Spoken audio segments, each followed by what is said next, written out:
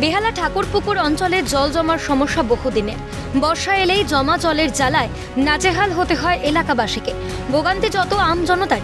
এবার বেহালা ঠাকুরপুকুরবাসীর ভোগান্তি কমাতে তৎপর কলকাতা পুরসভা। দীর্ঘদিনের জল জমার সমস্যা মেটাতে 140 কোটি টাকা ব্যয় আধুনিক নিকাশি ব্যবস্থা তৈরি করতে চলেছে কলকাতা পুরসভা। কলকাতা পুরসভা জানিয়েছে, আগের থেকে জল জমার সমস্যা অনেকটা কমলেও বেহালা অঞ্চল এখনও জল জমার সমস্যায় নাজেহাল। কারণ সেখানে বহুদিন নতুন সংযুক্ত ওয়ার্ডগুলিতে এখনও ভূগর্ভস্থ নিকাশি নালার কাজ হয়নি, যার ফলে জমা জল বেরিয়ে যাওয়ার জন্য নির্দিষ্ট পথ নেই বেহালা অঞ্চলে। তবে পুরসভা সূত্রে খবর, পাইপলাইনের মাধ্যমে জমা জল বের করে পার্শ্ববর্তী খালে ফেলে দেওয়া যায়।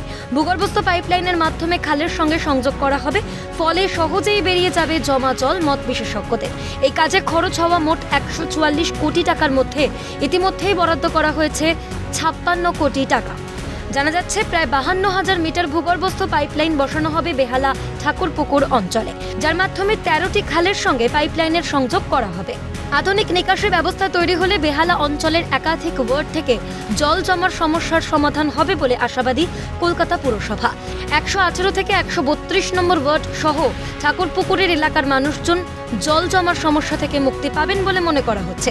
এছাড়াও গার্ডেন রিচ এলাকার 142, 143 এবং 144 নম্বর ওয়ার্ডের মানুষ এই উন্নত ও আধুনিক নিকাশি ব্যবস্থার জন্য উপকৃত হবেন।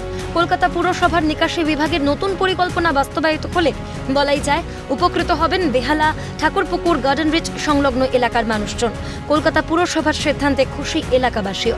খালিদ জামালের রিপোর্ট, ক্যালকাটা নিউজ।